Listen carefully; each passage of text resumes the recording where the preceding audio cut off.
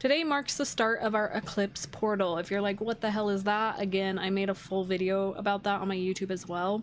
But essentially it marks the start of the first eclipse, and then we have 2 weeks until we have a solar eclipse within the sign of Virgo happening at the 29th degree on September 21st. So this 2-week time between eclipses is essentially like this. I just got like a clear image in my head of it's just that metamorphosis stage that a butterfly goes through. So your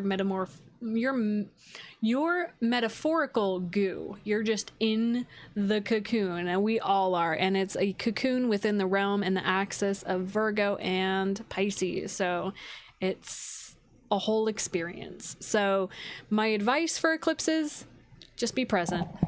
Just be present. There's nothing to do, to say, to figure out, to solve. Just be present and follow your instincts.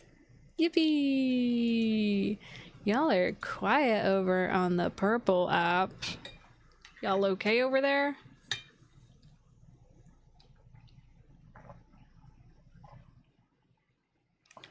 Take a little sip. Hi! Hi, Stormy. Welcome. Okay, so transits. I feel like I've been delaying it, and I do have a event that I'm going to. That's a great question, Tasia. I don't know if I already talked about this, but do you think rituals magic should be avoided? No, I'm not okay. I'm dying. Oh yeah, you're having stomach stuff. I'm so sorry. Yeah, I'm not surprised, girl. You have Chiron in your moon in Virgo.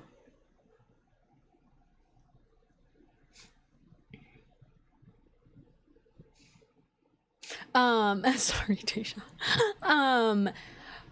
Personal opinion, yeah, purging, yeah, I'm actually not surprised that that's physical stuff's happening.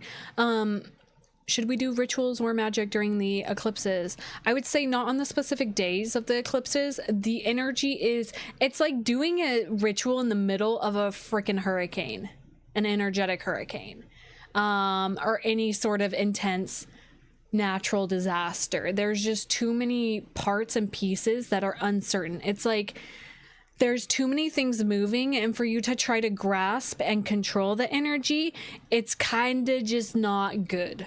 Yeah, so that's why I'm saying just ride the waves.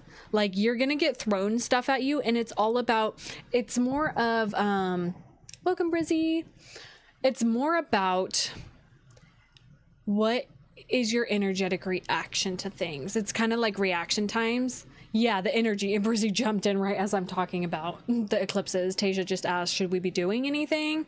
Yeah, exactly. Josh said, trying to do a ritual on my surfboard in the middle of a tsunami. Yeah, it's kind of that. So it's like, no, and I'm getting like chills from my crown down my body. No, I'm gonna say no rituals. It's the same aspect of, if you're deeply familiar with magic, and I don't usually talk a lot about rituals or magic within my space because my practice has changed so vastly. Like, I don't identify like as a witch or anything. I don't really go down that avenue, but I'm just in such flux with my own practice that I don't feel like I can be like, hey, here's a ritual to do. My rituals tend to be astrology based and based in practical magic.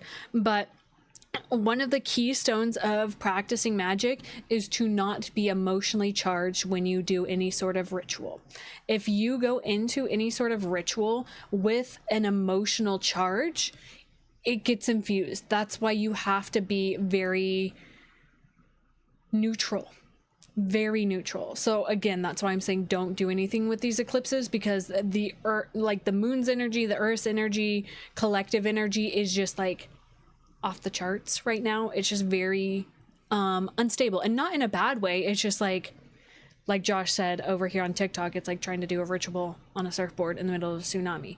It might work, but your intentions are just not centered. So just witness. And try not to judge. I know the Virgonian energy is very like, been pep talking myself anytime I get anxious. Yes, exactly. It does feel intense. And I feel that as well. I actually sent a video today to my partner about this woman actually like showed what it looked like to outwardly inner parent herself.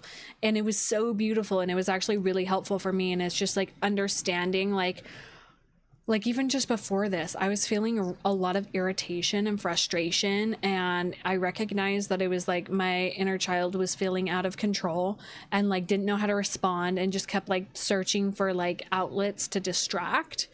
And I was just like, what if we just sit still without anything going on? Like, what if we just be, and just like what it looks like to parent that energy and just like hold that energy instead of trying to solve it, but just like witnessing it. So can gardening be a ritual? I mean, realistically, thank you, Kylo. I say Kylo and I'm like Stormy. Can gardening be a ritual? I think life is a ritual. So that's where it's just like anything with intention can technically be a ritual. And so that's where it's like, what do you define as ritual? Because I have a morning ritual I do every morning. It's my morning practice. So should I stop doing that? I think no. Like, I'm not going to stop sitting with myself and meditating every morning because it's an eclipse. It might look different. Yeah, I think everyday routines and rituals with them are right. Yes. I'm not saying like, I'm saying like, don't sit and try to manifest your dream life on a lunar eclipse. Because it's making me think of like Willy Wonka. A little bit is kind of the energy where like I'm thinking of like, what's her name, Veronica, where she's like wants all these things, and then like it's like this outward expression of like wanting too much. I haven't seen it in such a long time, but it's kind of that energy of like, you know, desires just getting flipped in ways. And especially Uranus just went retrograde a couple days ago too. Yeah, the intentions behind your action. Hell yeah. I sweep every other day as cleaning. Yeah, I love that, Josh. I love sweeping too, and I just got chills reading that. Finding still in the chaos and witnessing seems to be a recurring theme for me lately. Yeah, exactly. Okay. Let's talk about the transits. Transits for the week ahead. Just checking the time on my timer. I've been live already 30 minutes and I haven't even talked about the upcoming. Yeah, exactly. So transits for the week ahead. So obviously today when I'm filming this is Sunday the 7th. We have our lunar eclipse happening. But for the week ahead, Monday the 8th through the 14th, what we're looking at is not a lot happening, but the following week we'll have a lot more. So definitely join me next week. So on Friday the 12th, the sun in Jupiter is going to sextile the sun in Jupiter. The sun in Virgo. That's so funny. I literally thought I said the word Virgo, but I clearly didn't. The sun will be sextiling Virgo. The sun, what? Guys, what is coming out of my mouth? What just happened? My brain just totally broke. Holy shit. Look, I'm getting red. That dude, I literally, in my head, okay. In my head, I literally see, and I'm reading it off my screen, I see sun sextile Jupiter. I just said like 5 different things that was not that, but I felt the words coming out of my mouth. See, don't do rituals right now.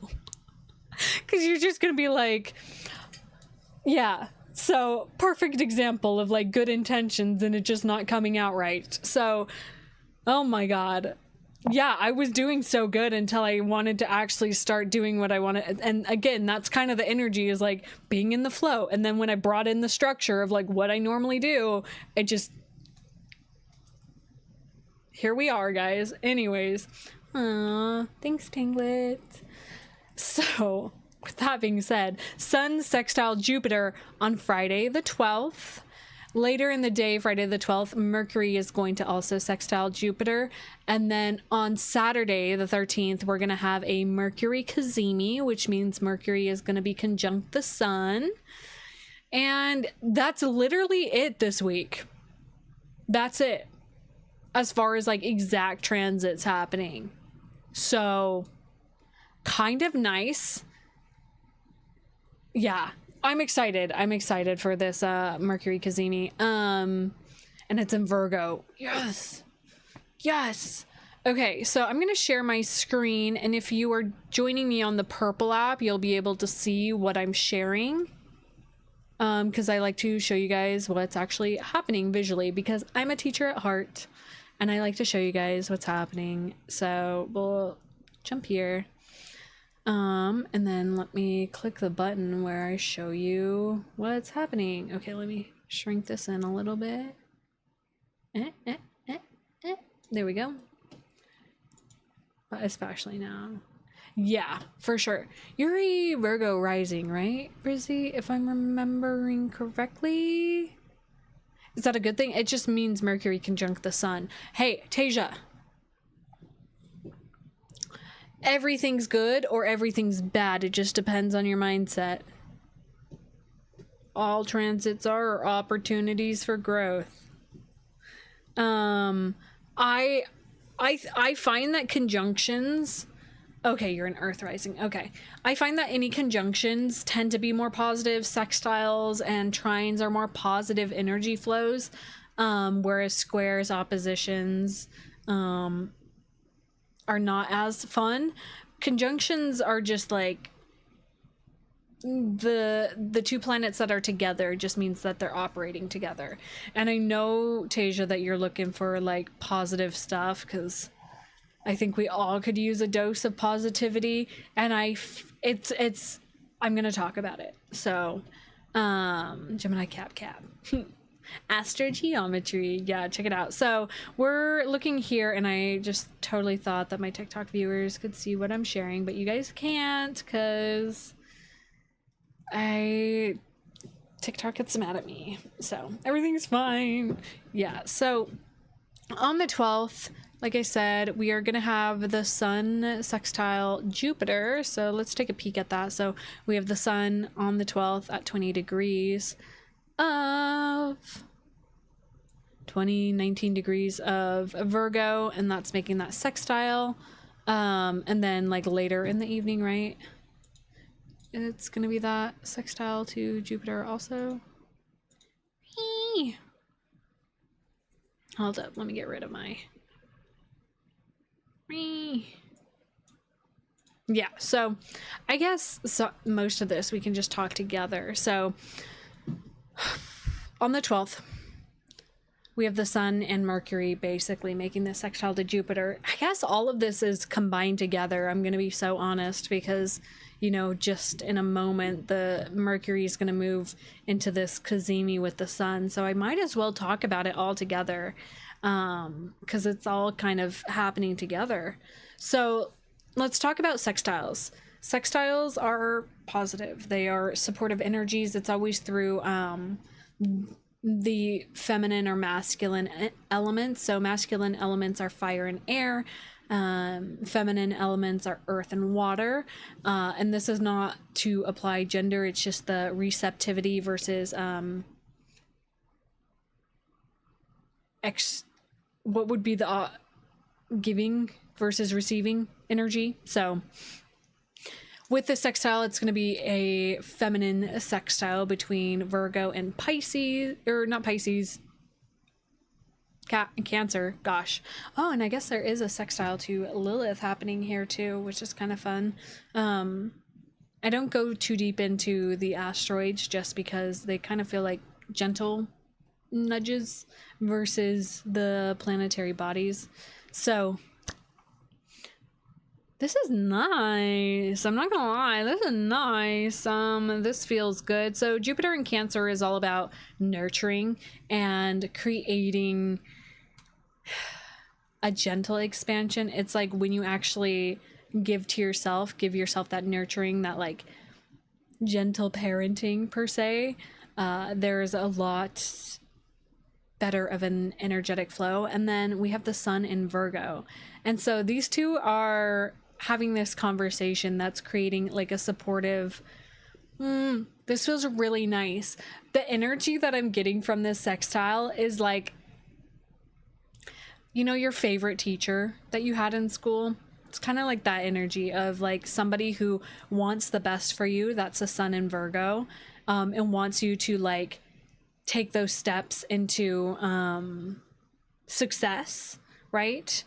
And then this Jupiter in Cancer is kind of just that nurturing energy that you get from, you know, from teachers. It really just feels like a nurturing teacher is sort of the energy with the sextile. And the fact that we have Mercury here too, this is beautiful. So that brings in that sort of like communication element. So, you know, the next day we have that Mercury Cazimi. Gosh, words here are just struggling. Yes. No, don't be crude. We talk about periods here. We talk about our cycles here. Please. And we, like, that's one thing about me, y'all, that I'll always... Oh, gosh. Yes, please. No, my friend actually messaged me. She lives in Australia, and she was like, I don't know what kind of magic I'm on right now, but it feels a while to be bleeding with this blood moon, like, and having that happen. So I think that's badass. Hell yeah. True, like, surrender, like, energy. And that makes sense for the kind of emotional storm that you were having this morning, right? That, like, luteal phase into the bleed is intense. Yeah. So, welcome, Catherine.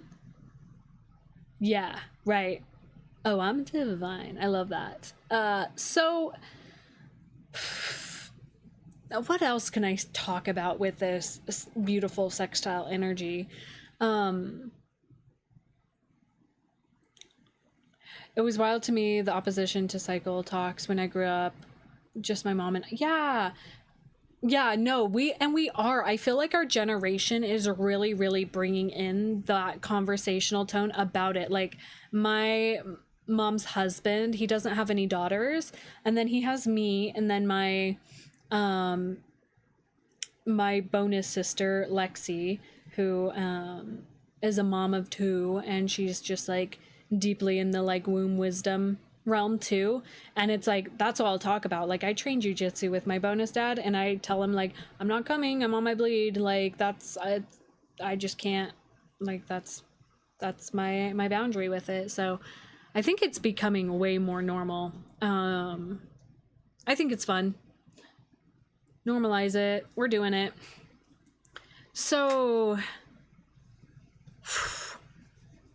what else can I talk about with this transit? It feels nice, and I want to remind us with this sextile happening here is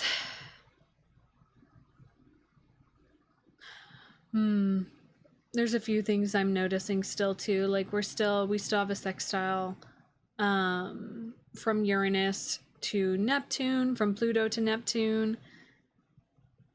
That's happening. There's still some big pieces at play, but it's like, this feels like the knowledge that needs to come in order for us. This actually feels like what we were talking about was that sort of energy of right now, presently, where we're at right now, when I'm live right now, right? How many times can I say right now? Right now? Now? Here? We're in this sort of incubator energy, and this feels like a gentle push, a gentle nudge into taking those baby steps, right? It's really bringing me back to my experience. If you guys didn't know, I used to work in education. I worked at a K-8 charter school for a bit of time, and I worked with all grades, and you really just get to see the vastness and development. And that's what this Sun sextile to Jupiter feels like to me, and this Mercury sextile to Jupiter feels to me. It feels very like witnessing an inner part of you, like moving through new growth edges, right? Especially things have been up and down, truths coming forward. Yeah, and that's Pluto in Aquarius right now. Heard this eclipse is setting up for the next 27 years. I think that would definitely, yeah, I could see where some people are pulling that information from with Saturn retrograding back into Pisces, right? And it's definitely this solar eclipse that we're having on the September 21st. That's going to kind of be that moment. So I definitely see this period of time that we're in right now as kind of like a shedding of any sort of resistance. And again, Saturn in Pisces is like, I can't press it enough of like, how do I articulate this? Saturn in Pisces has been deeply teaching us about having structure in our beliefs, having structure within spirituality, because there's a lot of people that are doing the spiritual bypassing things where they're like, if I can just be enough love and light, then I'll be okay. But there's a need to address shadows and things like that. But there's also a need to like not get obsessed with the shadows. So there's a balance here that's the Virgo energies pulling in, that like almost medical like discernment of like understanding the operations of things. Shadow work is being forced to, at least, yeah, exactly. Next 20 years. Yes, and it's almost like getting a glimpse. I'm not sure if you guys are aware, this summer that we've been in, all of the generational planets, so that's Pluto, Uranus, and Neptune, all moved into new signs. So this summer was a glimpse at what the next couple years are going to be looking like. The next 8-ish years. Okay, it's going to be completely different. And so now they're retrograding back. So all this energy, this forward energy, is going back inwards, and we're really moving into transmuting. And like it feels like the a lot of the energy that I spoke to the last during the summer, as we're getting nearer to fall here, is it's been like expansion and contraction. So it's like we're at that extraction or in contraction energy, like we're going inwards. That's what this eclipse portal feels like. It feels like really sitting with the inner critic, sitting with the inner child, and like where those two, because Pisces feels like it's an interesting dualistic edge that Pisces is, because Pisces is like the elder that is on their deathbed, that is so close to moving, but also in the same breath the inner child too, especially because Neptune is in Aries right now, so it brings that in. Bye Josh, thanks for hanging out. So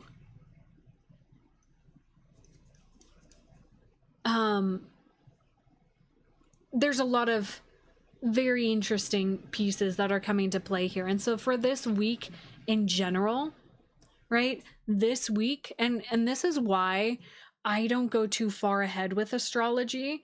I like to stay really centered in like a month ahead or just like a week ahead, and just like seeing there, because we can get too obsessive about the future, and that gets you stuck in anxiety. So that's why I do what I do. I only do a week ahead.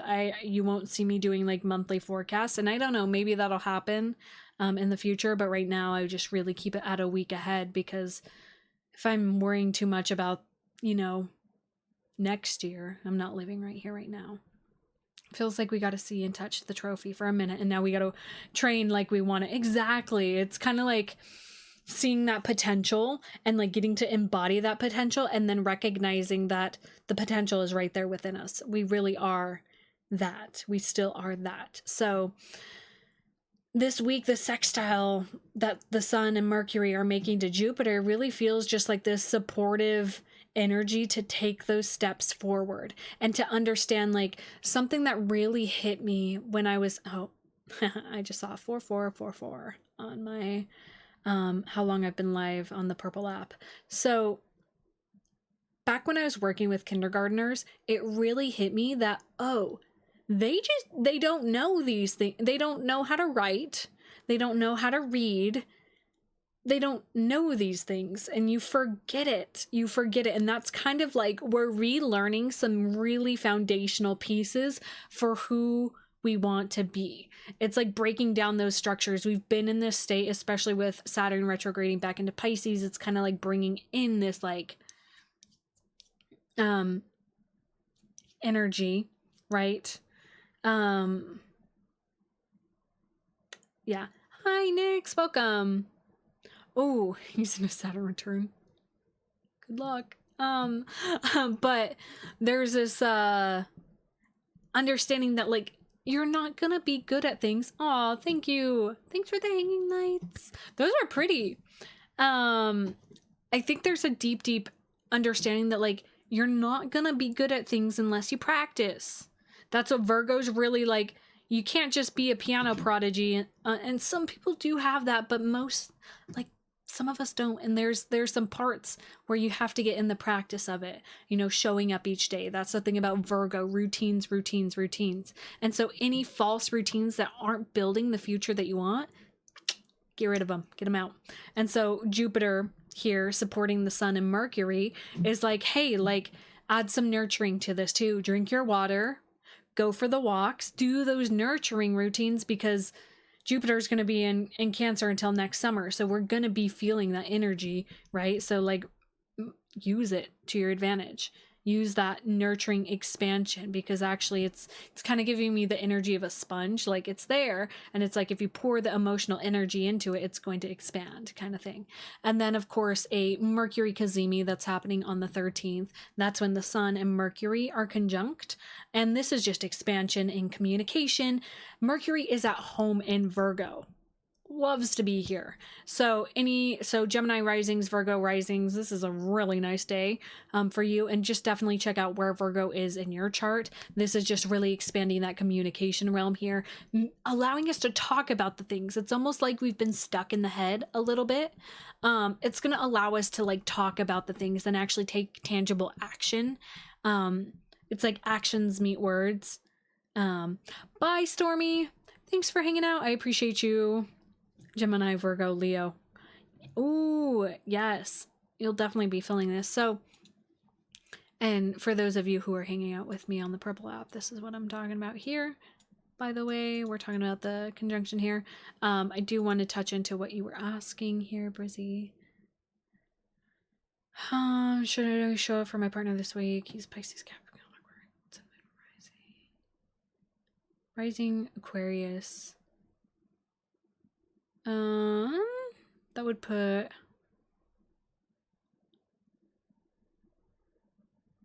his, sorry, I'm like trying to place his chart. Oh, his Virgo is the 8th house. It's going to be deeply personal. Some of those things. And so I would just say, be okay with him being deep in his process and just offering, you know, support, you know, and just letting him know that you're there. Saturn return, and especially Saturn return. His Saturn return's happening in like his 1st or 2nd house, just depending on what degree his rising's at. So again, just being there, drained again, being thrown up everywhere, making me shake up my safe box. Yeah, because it makes me think of the energy, or if you haven't read the book, The Big Leap, it talks about our zone of genius, and that's just outside of our comfort zone. So that's kind of the energy of this eclipse too. It's pushing us to, like, you know, the way I described it, and I don't know, I've been sharing stuff everywhere at this point, is it feels like we're being shaken up, like a snow globe is being shaken up, and then what's there after the dust settles, you know? It's like throwing everything up in the air. Oh, those were games that we'd play like as kids. Like, I remember doing that with some of my students, like throwing things up in the air and like seeing what you could like catch or something like that, because you can't catch it all, right? What would it look like in my chart? Tell me your rising sign. Goddess. Yeah, absolutely. Thanks for hanging out. I deeply appreciate it. It's been so much fun going live in all the places. I'm also live on the Purple app, sharing my screen, showing the chart, because I'm a teacher and I want you guys to see what I'm talking about. Oh, Cap rising. Okay, so it's happening in your 9th house. Depending, 9th, 8th house, just depending on where you're, it's landing. So as far as, so I'm going to say, check out my YouTube video, because I go through the rising signs, by the way. it's a whole thing. Like I break it down for each rising sign, because just depending on where it's landing in your chart, like what degree, etc. Because this could technically be like your 8th or 9th house. Yeah. And so, yeah, having that South Node in Virgo, North Node in Pisces, Moon in 2nd or 3rd house. So either readdressing your values, really looking at your values, your physical realm, your belongings, and reevaluating that, or communication, 3rd house. So that's just a general, just a little tidbit. Yeah, it's kind of nice this week. We don't have a lot going on, like as far as like new transits, but you know, just to reiterate here, Uranus went retrograde just a couple days ago. All that's posted on my newsletter, so if you're not signed up to that, you can access that through the link in my bio. So just so you guys know. Whoa,